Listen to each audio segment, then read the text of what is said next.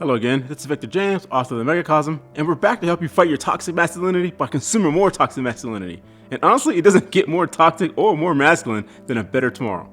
Starring legendary actors Chow Yun-fat and Lung Ti, and directed by equally legendary John Woo, A Better Tomorrow is more than just a gun-fu action romp. In fact, it's an intricate story about friendship and brotherhood.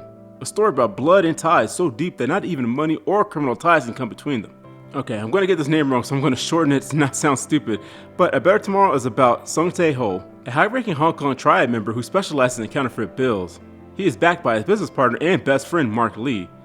Young, well-dressed, and cocky, both are well-respected members of the triad gang, and it's obvious that they are at the height of their power as the movie begins. Ho keeps his criminal life hidden from his little brother Kit, who had just graduated from high school and has plans on becoming a cop. Although he's a criminal, Ho encourages Kit to join the force to keep him from following in his life of crime. A visit with his ailing father convinces Ho to retire from his criminal life altogether to give Kit a fair chance of being a cop. And this is what I mean when I say that A Better Tomorrow is more than just an action movie.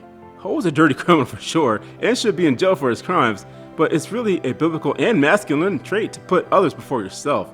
Sure, Ho has made his money, but like I said, he's at the height of his power, and that is very intoxicating for a criminal, yet he's willing to forego all of that power just to help his brother. But of course, once you become a criminal, it's hard to leave that life behind. Shing is a low-level but rising criminal in the Triad organization who talks Ho into going into Taiwan to trade counterfeit bills with the Taiwanese triads. Sure, it's a dangerous but a lucrative deal for Ho to retire on, but of course you can't trust the criminal, and Ho and Shing are ambushed by the Taiwan triad. During a fantastic shootout, Ho is wounded, and the two criminals flee into the sewers. Displaying a sense of honor yet again, a wounded Ho surrenders to the cops to give Shing cover to escape.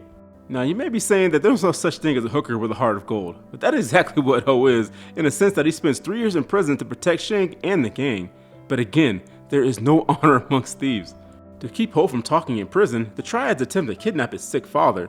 Kit interrupts the kidnapping, but their father is wounded in the attack, and Kit blames Ho for this death. And this is what I appreciate about A Better Tomorrow. The dynamics are quickly set as you want to root for Ho to lead a better life, but he lost his brother Kit in the meantime, who is embittered but has the right to be.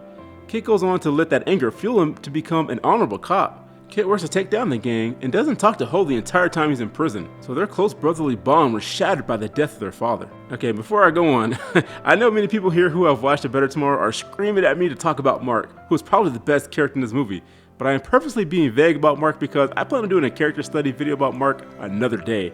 But let's just say he didn't take Ho's betrayal lying down. When Ho finally gets out of prison, he's determined to repair things with Kit, but finds that the streets have actually changed since he was away. Mark urges Ho to patch things up with Kit, but he's still very bitter, and he blames Ho for not being able to rise within the department because of Ho's criminal past.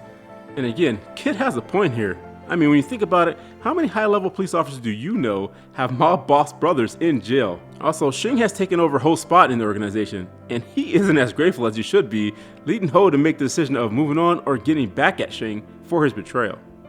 And this is what makes A Better Tomorrow a true classic. People could say certain things are toxic masculinity, but men appreciate such things as honor and loyalty. For most men, blood is thicker than water, and these are all the aspects explored in this film. As people who have watched the movie know, Mark is arguably the best friend in cinema history, outside of maybe Lassie or Benji, and he sacrificed everything for his friend. And this sacrifice is not lost on Ho, who reciprocates that same kind of loyalty. Now, guys won't say this out loud, but this is the type of friendship we all look for. As men, we are solitary by nature, so if you see a man with a longtime best friend, it's most likely the dude who had his back throughout the good and bad times. All of my close best friends are people I grew up with, or people I was in the military with, and we went through the mud together.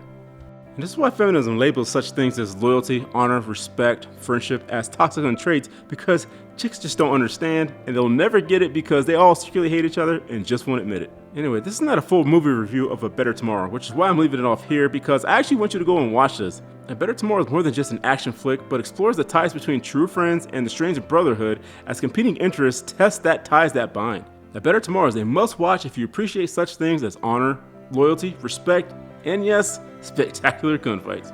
I also want to remind you about my first book, In the Megacosm Fiasco Adventures, that's available on Amazon. This is the first book in the Megacosm that kind of gives you the groundwork of what the Megacosm is all about.